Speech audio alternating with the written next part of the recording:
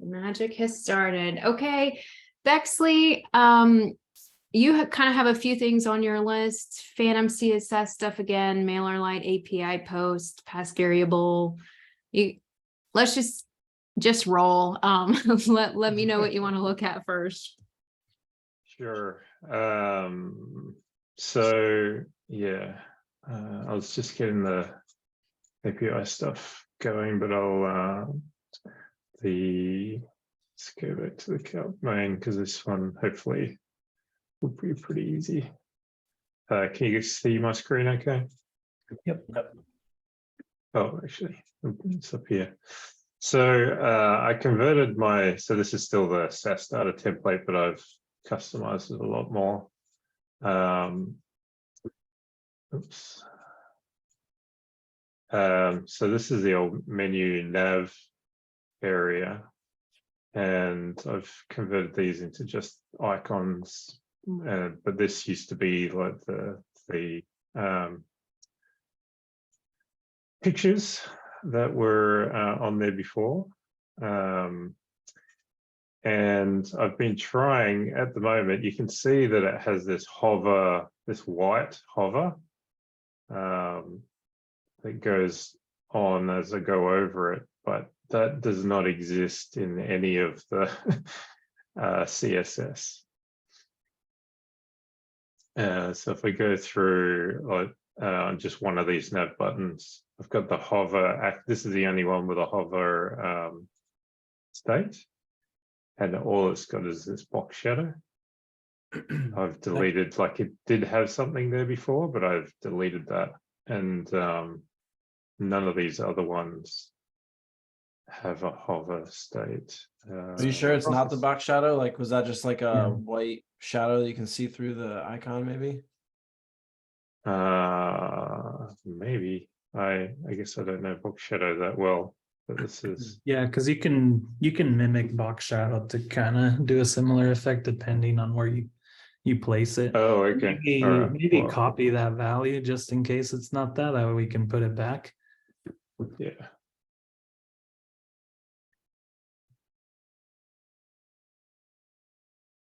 That would be funny. No. Yeah, so it's still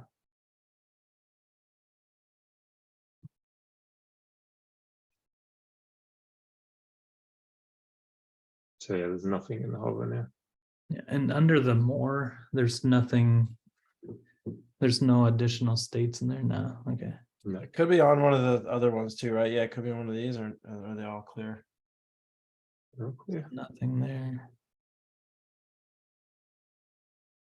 Is there an external class? It looks like there's an external class assigned to something as you were going through those. Was that? This is the tooltip, yeah.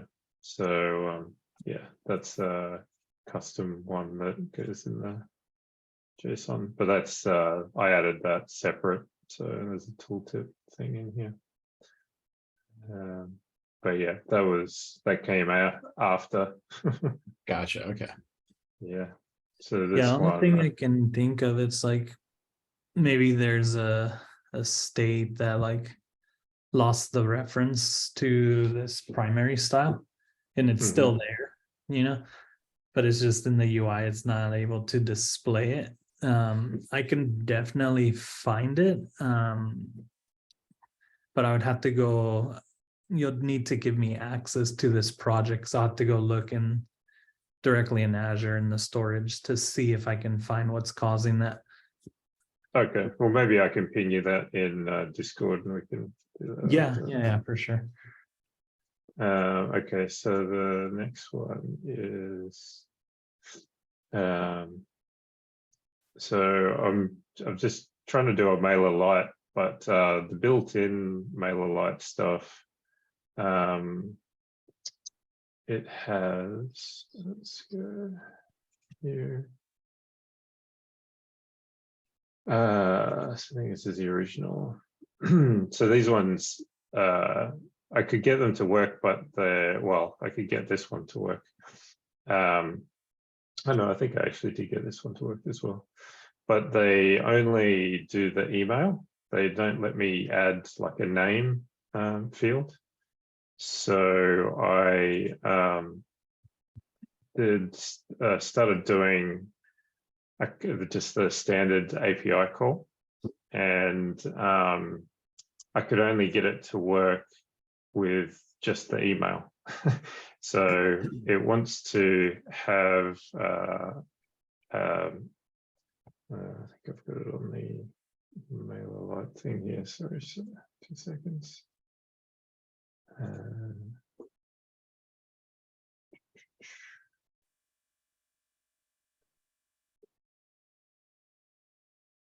Yeah, it's easier to bring it up in Discord. So the structure from that I get from the Mailerlite API, and this is what I want to deploy, is it should be like this. Yeah. So you have the email, and then it's fields.name with the name, and then the groups as a I guess that's an object as well, right? An array. Object. Yeah. Yeah. So I tried to build that in a concatenate, and it threw an error, and I couldn't understand it. Well, I'm getting the same error. So I did it 2 ways. I tried to build it as a concatenate, and I got a function error substring, or is it this type error? And then I did it a different way, where I built it as JSON first, and then did stringify, and then passed it directly in, and I got the same error. Yeah, let's take a look. Concatenate would be the method here. Okay. What state is so it in now? So yeah, I've got this JSON here, but I've got copies of this, so I can just. Oh, gotcha. Cool. And if we can't get it to work, the other method is modifying that Mailerlite action. It actually wouldn't be too crazy just to add in an extra input for like name or whatever you need. Yeah. Okay. Just add an argument. Yeah, when I went, I that was actually my first thing that I wanted to look at. But when I jumped into that action, it confused me. I think a lot of it's Compared to written in other the actions. action JSON. It's a confusing one. It's like stuff that Yeah. you'd expect to be in JavaScript is actually like in the action JSON. But if you want, we could walk through it, or especially if this doesn't work, we can do it on this call. Okay, nice. Yeah, I mean, just give me pointers as to where the stuff is, because I was looking, because some things aren't wired in the action argument slots. So I was like, this doesn't make sense. Yeah, it's like what Drew said. It's probably directly in the JSON for that one. It felt Right. now that you have that forever moment, because a lot of Do you want to do it that way, or do you want to try to get this concatenate to work first?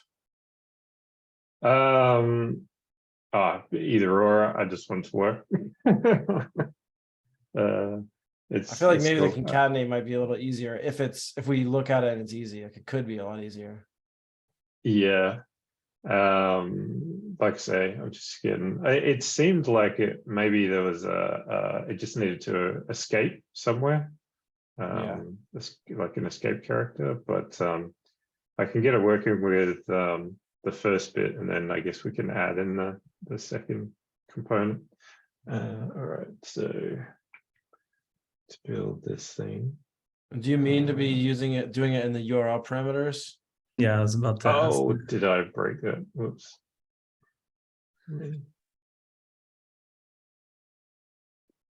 I'll bring this back.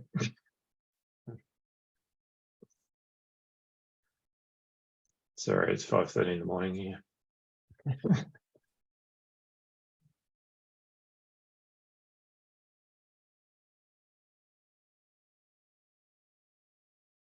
Oh no, that's actually what I was doing it in. That's where I got the email component to work. Or should it be? It should be in the body. Should be in the body down there, yeah. It actually shouldn't work as parameters, but I don't know. Yeah, it should not work as a parameter. Because the parameter, Oh, really? Yeah, the parameter should just be null in this case because it's a post, right? Right. Okay. Well, maybe that's why it didn't work, because I've been doing it in parameters. It actually did work with with the email in the parameters up here. That's interesting. Oh, you know why, Dorian? Because that parameters field expects a JSON and then converts it into URL parameters. So It it took the does. JSON of the email and converted it correctly, but it probably can't like deep nest the to convert it into additional URL, thing. so it's failing now. Oh, Yeah, I think okay, moving so it into the wrong maybe Do the first level, but not the nested, and that's why the name wouldn't work. Yep. yeah. Okay, so maybe this will work if I just change my JSON over to The body, yeah. so if I clear this. Yeah, just set it back to text probably.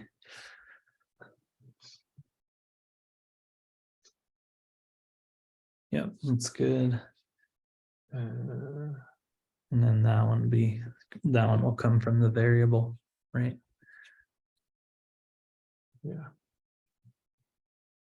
I'll still need a stringify, right? You shouldn't have to. It depends how you have it set, but you shouldn't have to do that Okay. because it should take an object. All right. That would be cool. All right. I'll just wire this up so it's on the copy.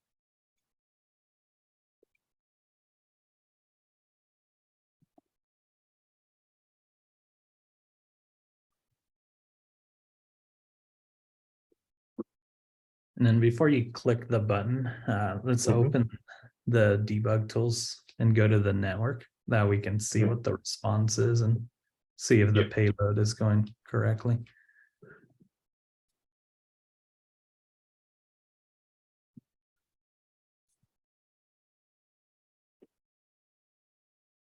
Network. Yeah. The top there. Yeah, that one. Okay, and then we can probably clear this just so we can start with a clean slate. To the little top left, to the right of that, like looks like a record red button. Or can you do it from here? No. Okay. It's up above. So like where you clicked on network, the row underneath, go to the left, all the way to the left, and you see like that red dot that looks like to the left. That looks like a record button. Oh, over here. I see. And then leave that. It's actually not that one. Turn that one back on. It's the one to the right. Or that works. So that's perfect. So if you Off and toggle on, it, it clears it. Nice. Turn it off and on again. We're good. Yeah. So that works. All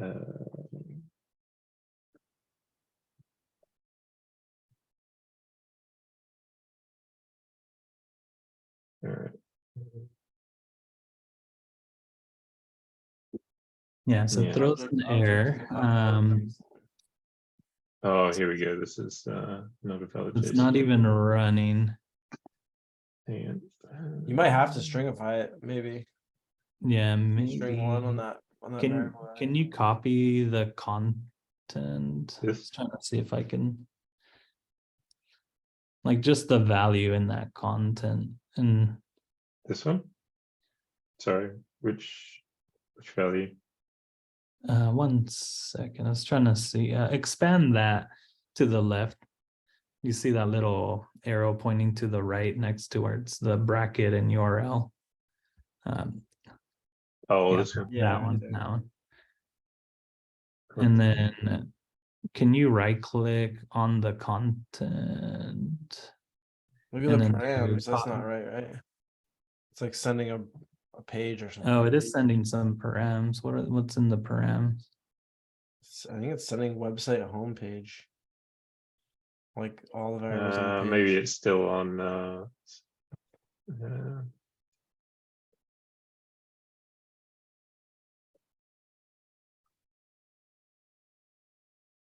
no, it's nothing there. No. Click in there and type like a space. And then click away and then go remove that space. And then click away just to trigger it to resave and click the button again. Go back and then just click that button. There it goes. Now it's going. Okay, so go to that HTTP request. Up above, you see where it says Yeah, right there. Click on that and then go to the preview. So there's the tabs right now. Yeah, exactly. So that worked. Got a 200. Okay. Nice. Awesome. Let me just check in. So there we go. I just had it in the wrong spot. And then I don't know if you can confirm that it made it across on the other end. Yeah, I'm just having a look in Mailerlite. Yeah.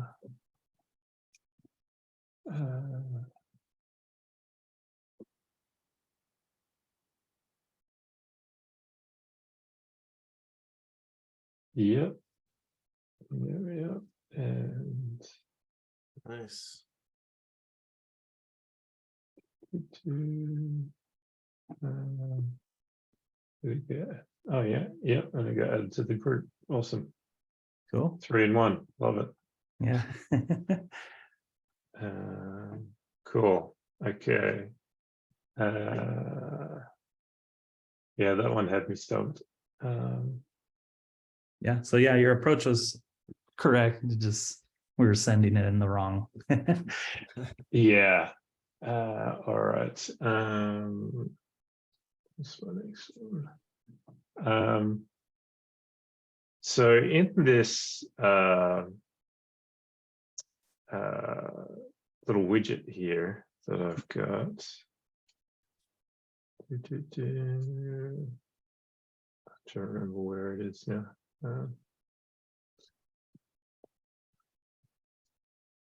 Okay, I created a chart thing here.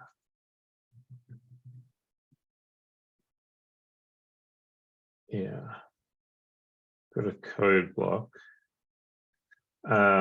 And Drew, I asked you one time about passing a variable in, and you gave me something like what we use, or what I'm using in like custom actions with the BAPI helper and that type of thing. But when I used it, it didn't like this custom browser form. It said variable not defined. Yeah. So I'm wondering, is there something I can pull in for that to Yeah, I'm help it? pretty sure you can just do the word current in quotes and it'll work the same. Okay. Lowercase, all lowercase current in quotes. Or I will try that one later. Do you think that's true, Dorian? I feel like I gotta know for sure. I feel like Yeah, that will work. That method should technically work, but it's actually a bug. Matt from the laser team found that, and it took me a while to figure it out, but that's what it was. And changing it to current just in quotes, that made it work. We already fixed that bug in our development, so that fix will come in the next release. But both methods will work. It's just a small bug. All right.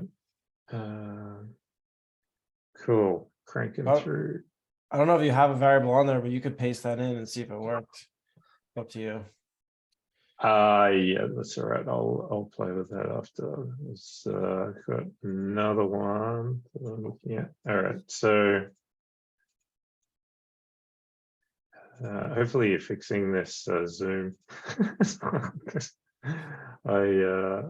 Whenever I try and scroll, it goes haywire. I like do a control scroll on my mouse and goes haywire. All right, so this is my most complicated part of my app, which I've been building out for a while. And I've got a few grid lists in here. Like we've got a grid list up here and a grid list down here. And so I'm doing a few things on load. And I'll close this for a second. So when we come in here, I create a new trade and I go load trade. It pulls in a bunch of data from the data collection and creates some variables. And then when we hit manage trade, it creates a it populates the grid list. It actually adds some stuff to the data collection, populates the grid list. But what I'm finding is I've got a last row action that Drew, you described how to set that up. So I got that working where I detect the last array index, and then run. And what I'm doing is I'm running another calculation from a flow on the main page. But it works sometimes and it doesn't work other times. And I think so this time it just worked. So what it should do is run a calculation and then update the data collection, and then that'll give this profit loss value over here, and then it updates. But then if I do something else, so right now it's interesting. That should actually be if I go entered. So changing the status, I've got a listener on the grid row page here, listening for any change in the data collection on here, and then running the page load for the grid row, which it doesn't have a lot of actions, but it should update. Plus these are tied to mainly the action for the grid row should change the color of this. So this one should be this color at the moment. But yeah, it won't pick that up. If I go right to another page and then come back, yeah, see that's red. So on page load, it goes red. But when I do it from making a change in the data collection, the listener is not triggering the page load. So I was wondering how. Are And you when running? Oh, sorry. you go. Are you running the listener like on the grid list page, or on each individual row page? So I'll show you. It's on here. So this is the row page. I'm wondering if maybe the condition is looking at a local variable instead of pointing directly to the data collection. Yeah, Because the local Right. variable hasn't updated, you know.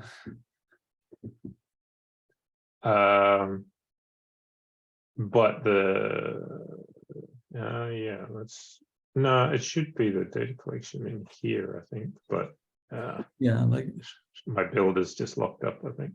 Hang on. yes. Yeah, so Okay, what's the so condition that sets that? so the page load, I'll show you the listener. So I've got page load, and it's just anything in the trades collection. Yeah, good. And then on page load, we're setting a couple of things, and then active trade. So this is determining whether it's this is just changing the background for the what's highlighted.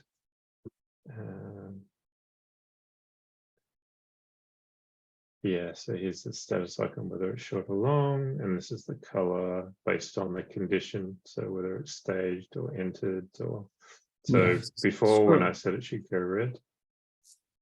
Yeah, so go back to that action again, and where's Yep. the value coming from in that condition again? Yeah, it's because of that, because you're looking at local variables. So in the row, those local variables haven't been. Oh, updated. right, up here. So you need to change these to target the collection instead of a variable. Okay. Yeah. So when right, because this is the system variable that's gets Yeah, created, which isn't only it? got set in the row when that grid was initially set. The data listener is not gonna update that local variable. So all you need to Right. do is instead of from variable at the top here for that argument, change it to a data collection and target that data collection. Yeah. Or actually, you can do current record field value actually, which is the same. That way you don't have to filter by the ID, because that'd be easier. Okay. Current field value. And Oh, then did I get select rid of the- everything? Hopefully that comes no, back. it'll show up once it just hides those if the first one doesn't have a value. And then select the field. Here's my status. And then okay. can we go try it now? Yeah. And then you'll have to do the same to your other conditions. That way those will also work. Yeah, that's cool. So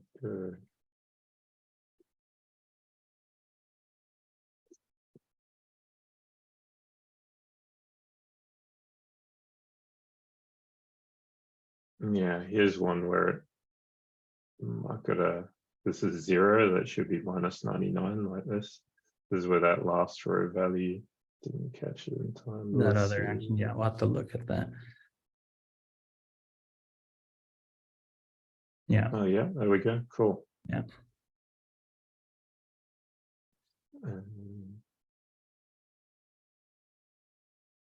Yeah, there we go. It's Hey, cool. everyone, Awesome. I'm just jumping and chime in. We are at about 30 minutes. Bex, are there any of the, are there any of these that we might be able to answer through chat Yeah, of what's left? yeah, of the ones that's left, yeah, sure, that's no problem. So I mean, based on that, I can probably go through and suss out the other ones. Yeah, it might be similar. Where the problem is. Yeah. Yeah. And then just chat me on Discord. And so you can add me to this project so we can go look at that hover style thing. But I bet that's what it is. It's like it's there, like in the actual Azure storage, but the reference is missing. So that's why you can't see it in the UI. It's the only thing I can think of that would cause that. Cool. I just want to give a chance for a couple other users that may need to work. Yeah, absolutely. And we can jump back because I think the data listener question is a good one that I think everyone could benefit from.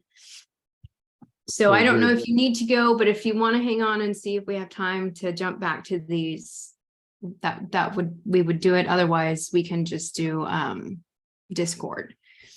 I'll leave it up to you. No problem. Awesome. And it's looking so good, by the way. It's totally not recognizable as having started from the SaaS. So probably the best one that I've seen so far that has had a complete redesign.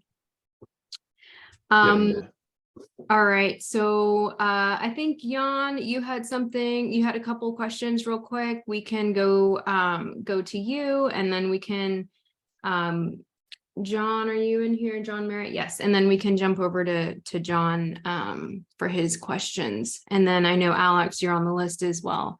Jan, are you ready to show your screen or okay, great. All right. So you've been working on the CSV import and have some use cases that you need to handle. Yeah, that's right. Okay. I'm pretty close to go live with my project.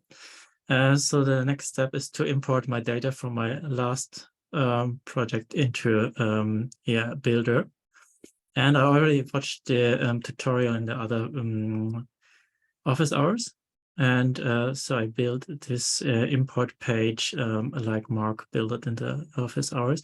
So I have the upload here. And after that, I click this button to create the JSON, and I have the CSV for the JSON.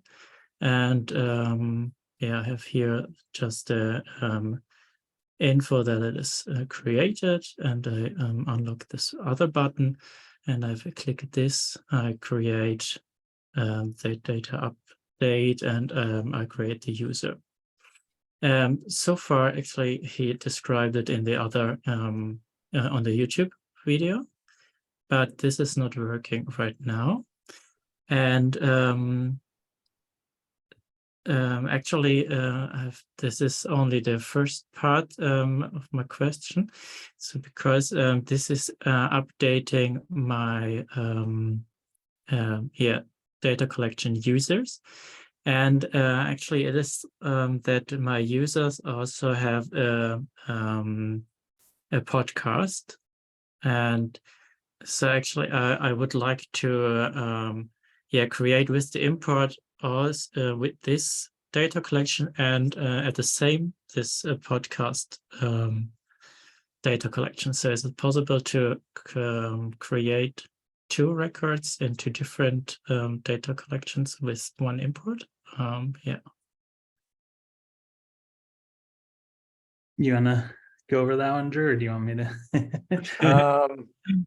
Well, yeah, for the first part of importing, I have some ideas, but for the second one, which is like more of a question, I guess, of how to do it, I think you could find a way to make like a double import. Like you could set something up probably, but what I might do is add a column to your new database, your new users, that's like previous ID.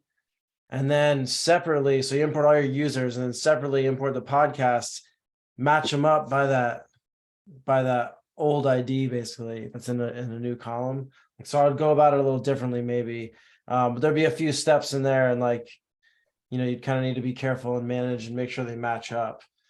Because I'm not sure, like basically for the import CSV, you could split it to update two collections, but you would need the CSV to be like one line that has all the user information plus all the podcast information. Like it would be potentially too hard. I mean, maybe you could figure it out with a JSON object or something, but I don't know how that would encode and decode. Like it could be tricky.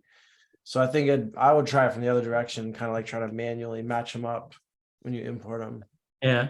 And do I match them on an ID that is also in the user? Well, it's like they're gonna get this new ID that you see right there. They're gonna get that automatically, and that's not gonna match your old database. So you might want to either match by email or create a second column in here called like, you know, legacy user ID or previous user ID. Okay. And then you could actually match it up on that previous ID when you need it, just to initially link them up and fill out the regular ID. But, you know, if that makes sense. Like it'd be just a kind of like a little bit more of like a manual import process. Okay, yeah, I understand. Yeah.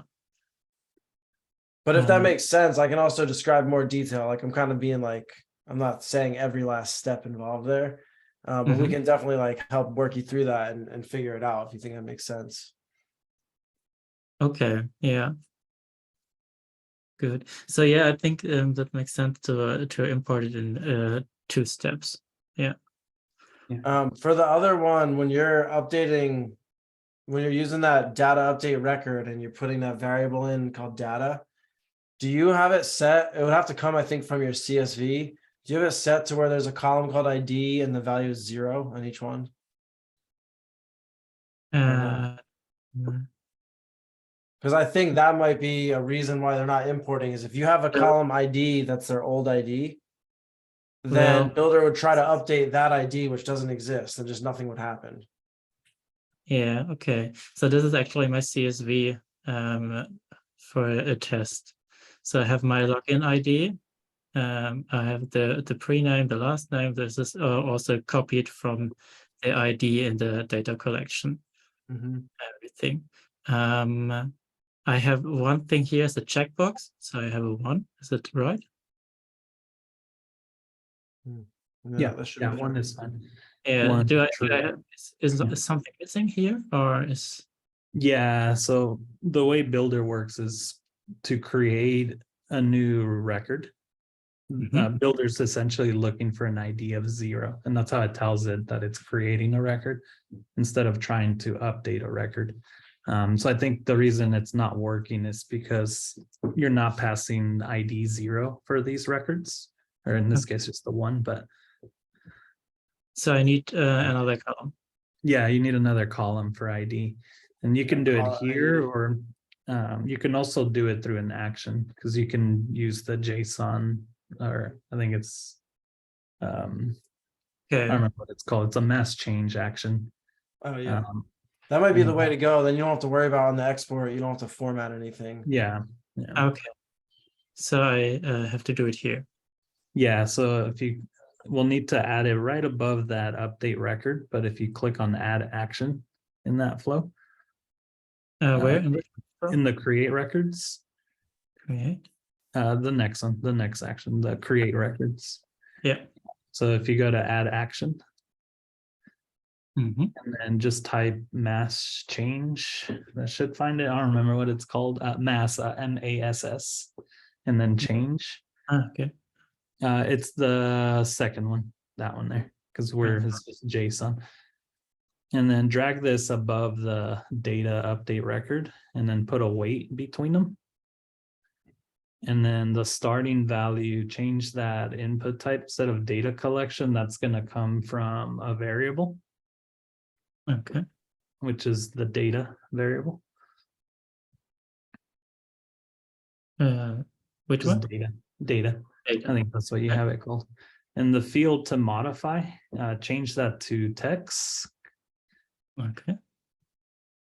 And then just type ID lowercase. ID. The new value is 0. And then we'll put it back into a variable on the current page, and the variable name, you can just call it data, because that's what the next action is looking for. And we don't have to change anything there. What's this data? And that's it. And that will do it. That will essentially run through every object in that JSON and go add an ID property with a value of 0. Mm-hmm. Okay. Cool. Okay, Cool. so I can test it. Yeah. And then open the network before you click on the import. So you Okay. can do this part, just because then we can see. And yeah, you can toggle the, and then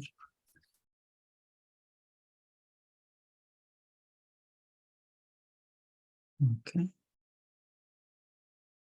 And Drew, while Dorian is walking Jan through this, are you able to answer John's question in the chat? And see if there's, he tried Yeah. to kind of clarify. click on that network request. Not Which one? 100% sure if I M8, understand. yeah, that one there. And then go It's to really the hard. preview. Go one tab to the left of respond where it says preview. Mhm. That one, yeah. And then expand the object, the one that says OBJ, and then expand the Rex, and then the 0, and then scroll down a bit. Keep going, keep going. Keep going. Further, all the way to that. Yeah, it says 0. So that worked. So we should see it in the data collection. Okay, so I go here.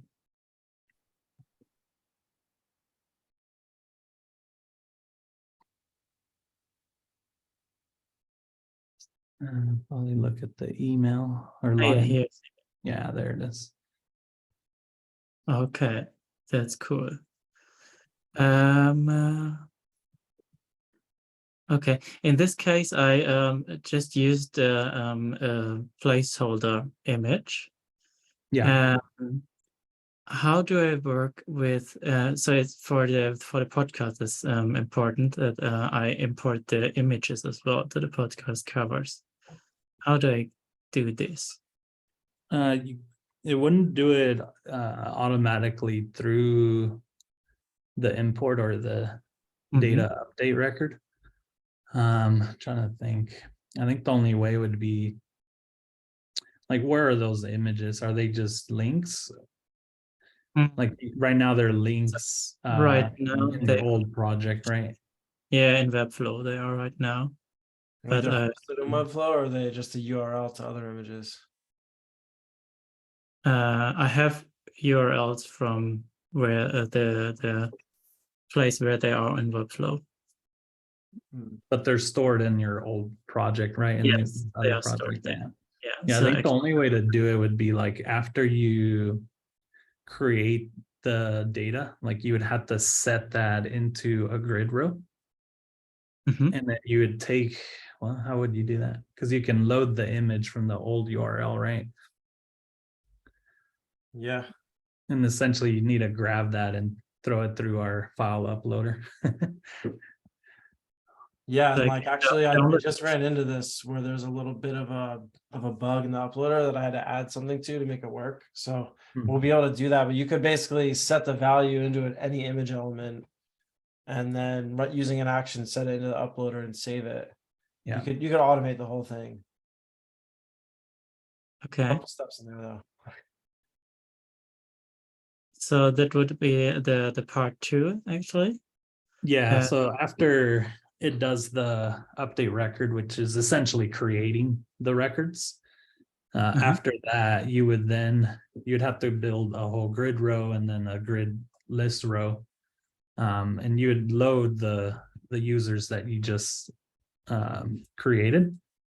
And then on that row, you would need to use is it the file upload or is there an image upload? Image upload, right? Yeah, image uploader. Technically Yeah. they're the same thing, they just restrict different file types. And then I think Drew is saying that he might need to make a change to that function to get this part to work.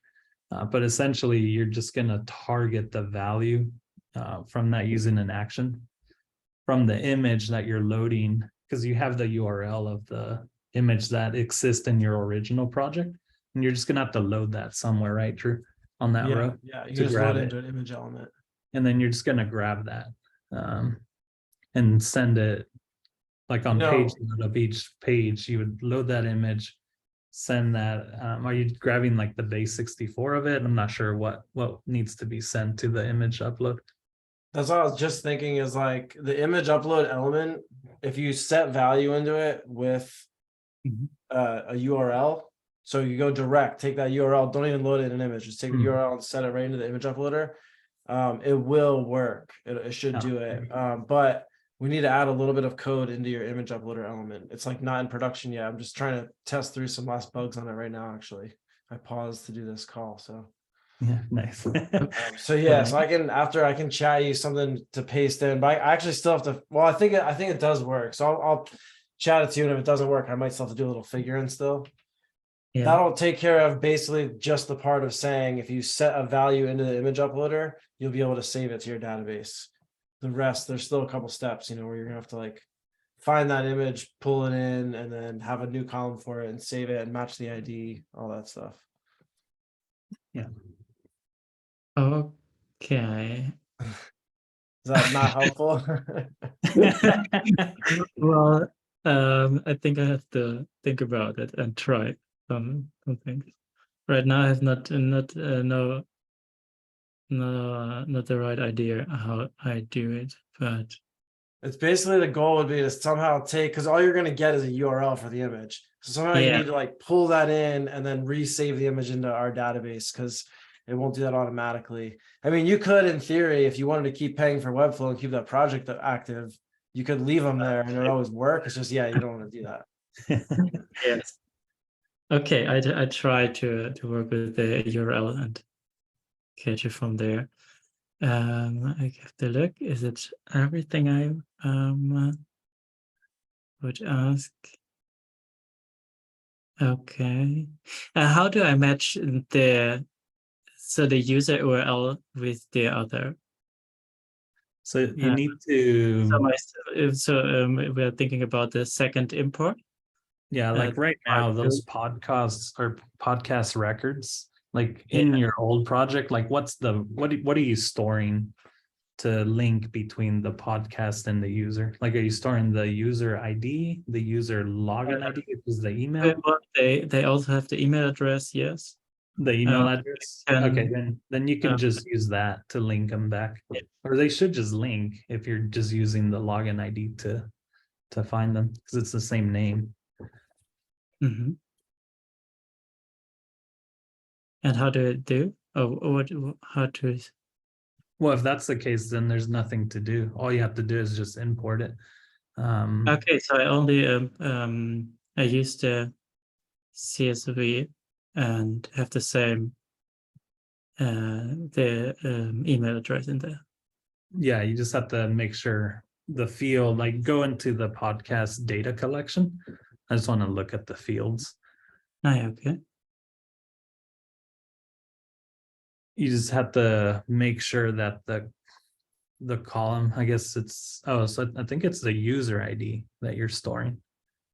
So then you have to do what Drew is saying. You need to, so when you export your users, Mhm. you need to throw that existing user ID into a new column on the user data collection called like legacy user ID, because you'll need to use that to link to these existing records. Okay. But this is here is the new user ID which is created automatically, all right?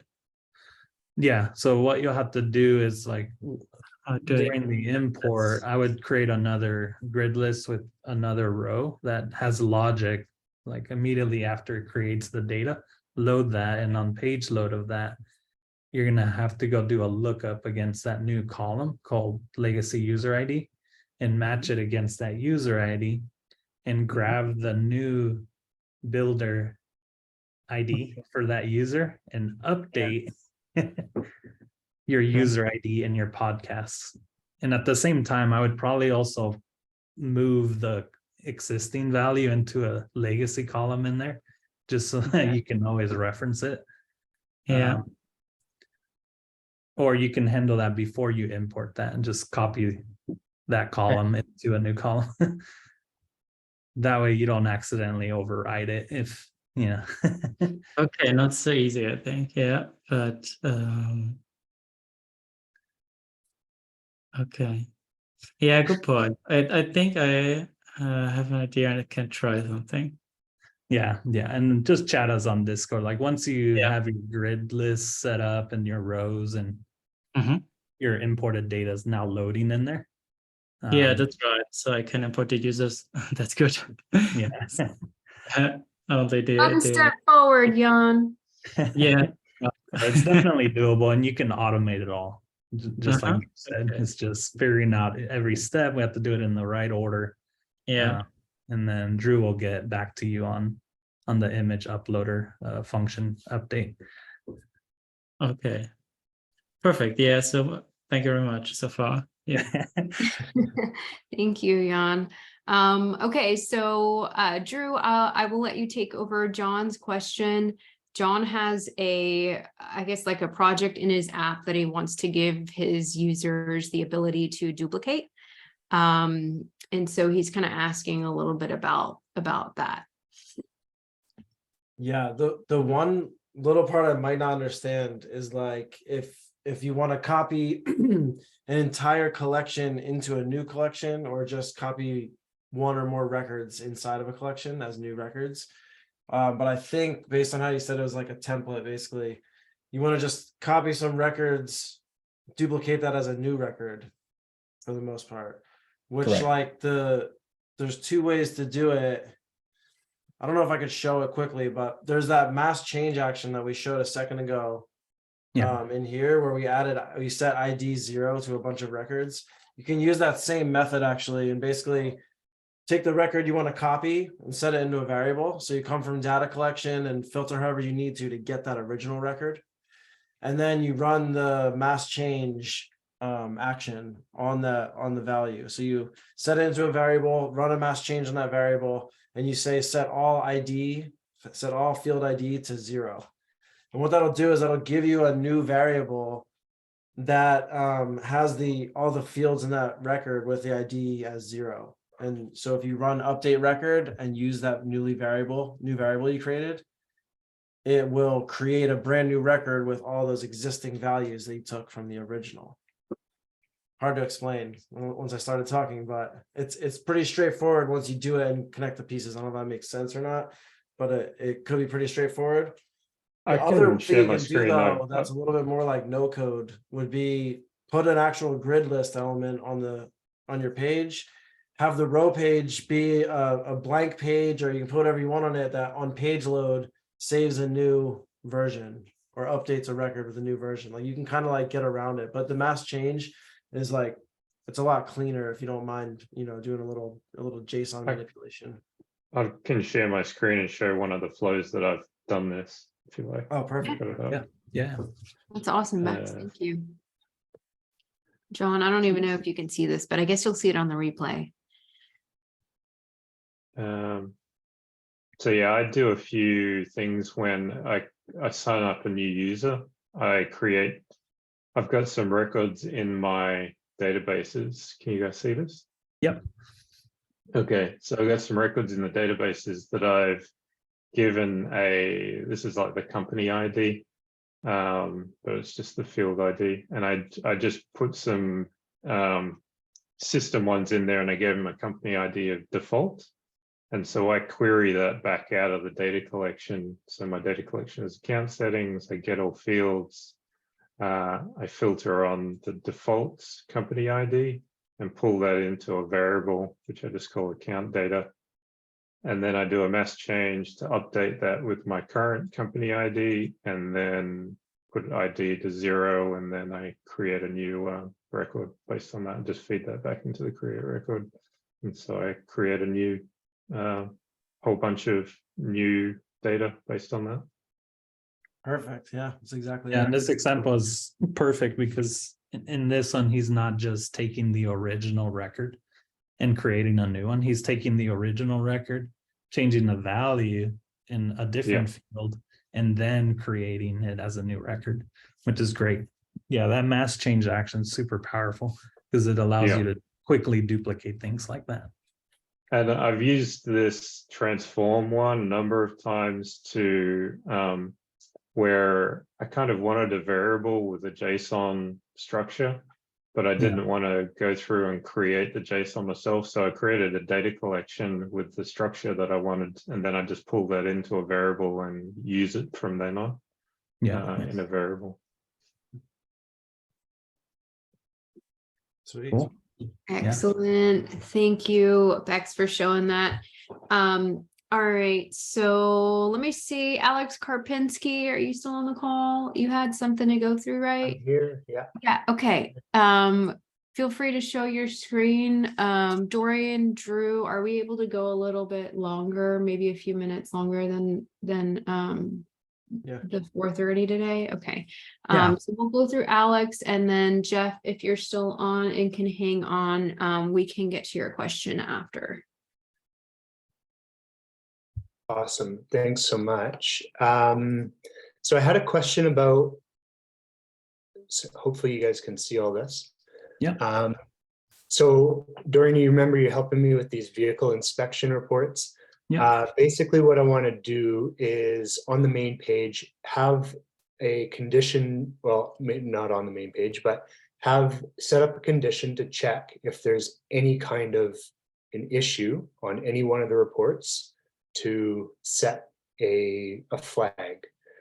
And I've been thinking through different ways to do this and wanted to kind of talk with you or anyone, but the reason, I guess, where it could get complicated is I'm going to have lots of different trucks, like multiple sets of records for different vehicles.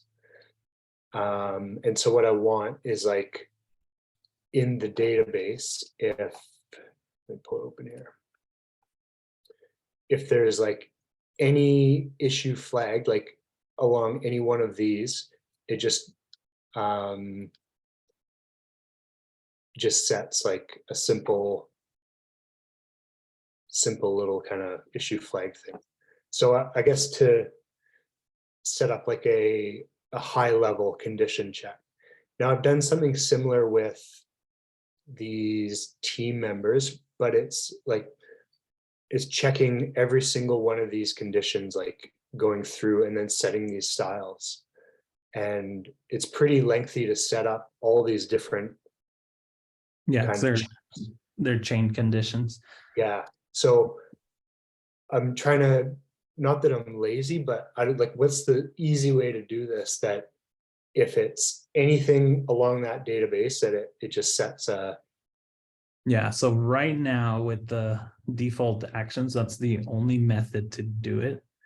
Having a condition action that I've had on my plate to finish for a while now that would allow you to do what you're wanting to do in a single action. But if I remember right, I think Fraser has one that he created using the run JavaScript action, which essentially would do it all in that one flow. So that would be the easiest way that you could probably get now. The only alternative would be what you're doing now. You have to use the condition every single way. and and step through each one. Did you guys see Jeroen's chat in case that's helpful? Yeah, like if you just want to show that there's an issue, you can do a suggested there, which is total up all those zeros and ones. And if it's more than 0, you know there's some issue. You wouldn't be able to do that to say which specific issues, but you could at least flag it. Yeah, that's a good workaround. Okay. So add, right. Okay, that makes sense. So how would I'm just It'd be on the row. You will have to, well, you're still setting up separate variables for every field, because you'll need it as a variable to use it in the math function. Yeah. But once you have those in variables, you just, in your condition, your test argument needs to change to the type math, and you're just going to add up all the variables. Yeah. And then if it's greater than 0, then you know there was an issue. Yeah. Okay. Well, this is on a grid row, right? So you could pull the data collection into a single variable and then use. Oh, actually, yeah, you already have it. That's right. Yeah, you So already the have those variable's variables already by there. default. So it's just the condition. You just need to go grab the IDs of each of those fields because that is the variable name. Okay. Yeah, good call. Let's have a look. Okay, so the ID of the field where there's an like Where check you're all. storing the flag. Yeah, all the fields with 1 or 0 for those flags. And so I'll set that as the variable. No, you don't need to set it. It'll already be there. Great. Assuming that you're setting all the fields into the parent grid. Yep. Then yeah, you just need to copy all 5 or how many IDs you have, all of these. Yep. Because you'll need Yeah, to. so it's, you know, that 3-dot menu that, Yep. that you're right next to. And then see that ID. Basically, you have to do a math that has that is a variable in that row. You have it as a variable. That's the name. You have to do a math that has the name of all those columns added up. Yeah, that's what you're going after. Yeah, but then you just need to be wary of the same issue that I had on mine, where that variable is not going to update unless you refresh the whole page, kind of. Oh, right. Right. Yeah. Oh, it's like a live variable before it's going back. Yeah, it loads on page load. That should be okay. Like I don't need it to be In real, like live. update in real time. Yeah. Yeah. Okay, cool. I'll have a play with that, and then I'm sure I'll reach out in the Discord. But that actually kind of makes sense to come at it that way. So thanks. Yeah. It's a smart method there. Yeah, it's looking really good, Alex. All right, Jeff Swift, come on up. What's your question? You got to clear your throat when you say it, kind of like cough and all at the same time. Okay, so I've got 2 things, and I just how am I going to share? Okay, here we go. So the first is I've been working on a project. I've been working on a couple of different projects, and the Connect Wallet functionality works great on one, and on this one, when I click, oh, of course. Well, maybe I fixed it. Okay, so maybe I didn't. It just takes a long time. It does end up working, but it just takes a long time, and I'm not sure. Is this something that I can look at the inspector to try to see what's taking so long, or is there another way that I can troubleshoot this? I've I went back in and redid the action because I thought maybe I had messed something up. It's still like, okay, so you see there at like, Oh, yeah. Yeah, it's a long, so it did work. it does work, which is confusing. Yeah, that's weird. What is that doing? It's not connecting the sure. MetaMask in the background. But when the button changes the value to the wallet address, that's when it means MetaMask connected. It's because it was previously connected on this browser, so he doesn't have to pop up or do anything. It's just, but it should be basically instant normally when you click that. So I'll click right now. Should I pull up the inspect? Is that? Yes, yeah, this is interesting. I've never really debugged in this level because I think that might be like coming from MetaMask. Oh, okay. But maybe not. Like maybe we have some. We could look at your setup in the studio too. Maybe you have something in there that is slowing it. I don't know. Well, and the weird thing is I've got the same flow in another project and it Works. connects automatically. Like right now, it would have automatically connected because I'm already connected here. Yeah. Like I'm already connected. Maybe it is in your config somewhere. Maybe that it's just like something's in the wrong spot. Okay. Is this an older project than your where it works fine? I wonder if the functions, Oh, it could have been. like we made some updates or things like that. Well, it worked perfectly that time. I don't understand. I think Okay. if you wait long enough, it'll work. It's like something's happening on the page load that's hanging it up. Open the Interesting. network and then let's do a refresh. I wonder if there's like some network request that's just like just getting stuck in.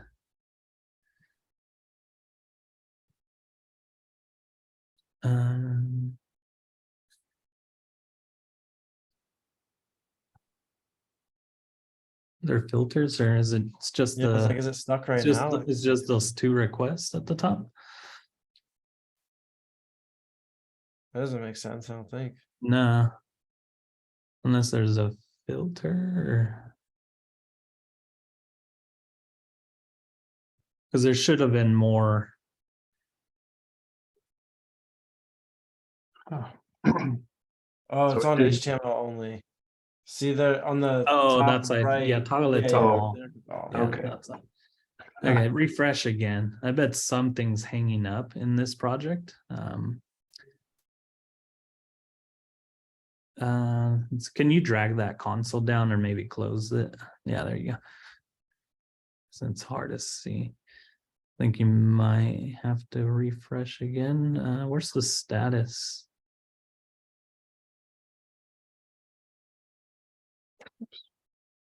It's funny. It's just like not used to Firefox. Kind of Yeah. either. Do they not have us? Like, how do you see when something's pending or? There's I don't know actually. Or are there more columns to the right? The status is the one on the far left, Orion. Oh, yeah. Oh. Very, very far left. Okay, do another refresh. Okay. I didn't even see that.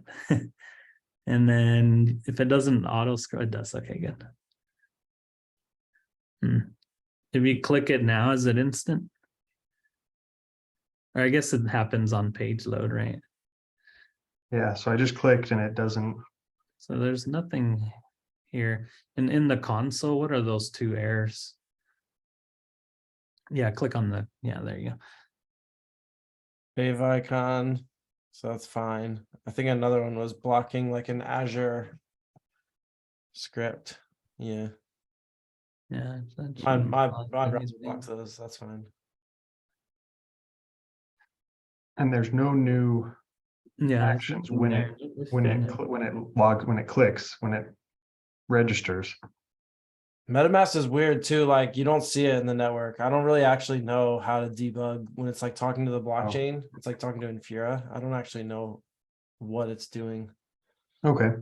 Well, I'll play around with it a little bit more and try to see on page load. Maybe there's something that I have. Yeah, I would page say load doing. that would be my gut is like saying look in your config and make sure that there's not just What's like in something the- weird in there, an accident.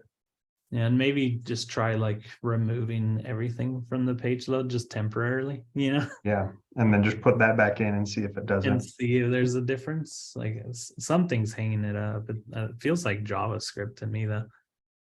Because if you do, like, it does all work. Like, if you just wait and never click, it auto connects, right?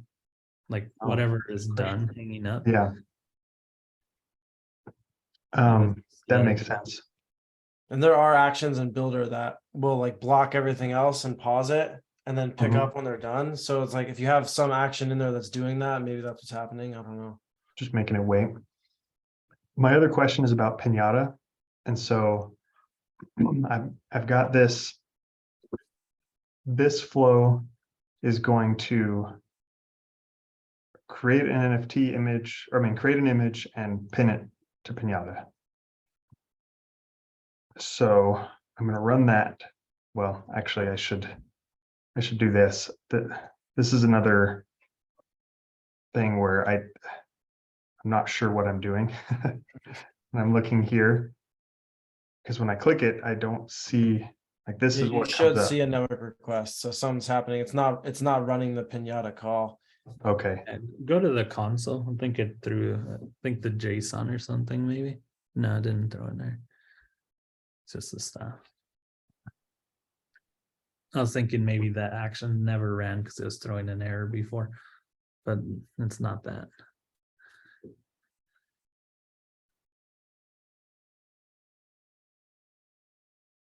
Let's see. So I should probably use Brave. Is that the better one for inspecting? I don't know if it's better. It's like shows you the same information. We're just not used to this layout. It's just a Yeah. little bit, yeah. Okay, well, that's just my other thing, because I got to the point where, like, I've isolated this flow is the only thing that's not working in the process. And so I Yeah. pulled it out and I thought maybe there's something I'm missing in here. I'm pretty sure that thing right there is when it is saving the image. So like it's creating the image, and then on the next step when it sends a pinata, it's failing. Yeah, 'cause it's Okay. never even making the call. Did you guys look at his flow and everything said looks correct? So it'd be click on that one. I'm not familiar with this flow. This is a custom action that I sent over. We copied and pasted it in. So hopefully we just did it right. I don't know. And it has all the related functions that it needs. Yeah, it should. I mean, we pasted all the stuff in, and then we hooked up the ID to the new ID. So I feel like it all should. There's a chance, something was up in there. Yeah, 'cause it looks like it's never even attempting it. One Wonder other if thing the that I noticed, save element stops it. Maybe probably not, but the image right here doesn't have the blue text. is I that don't blue know. text a Google font? Do you know? Uh, Or do you remember? I don't think so. Because sometimes like there's a thing where you have to add an attribute to the Google font script for some image generation.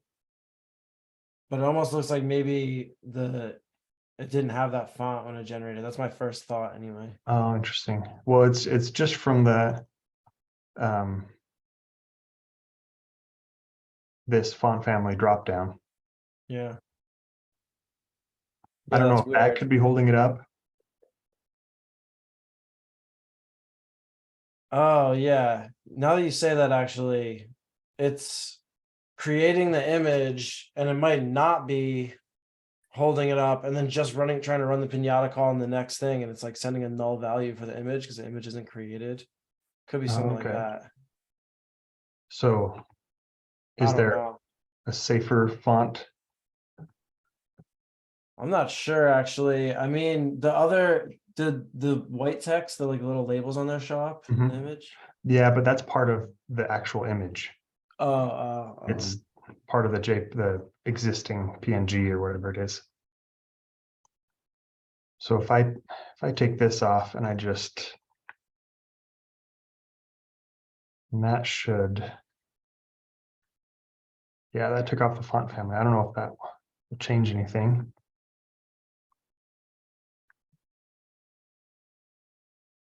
Hmm.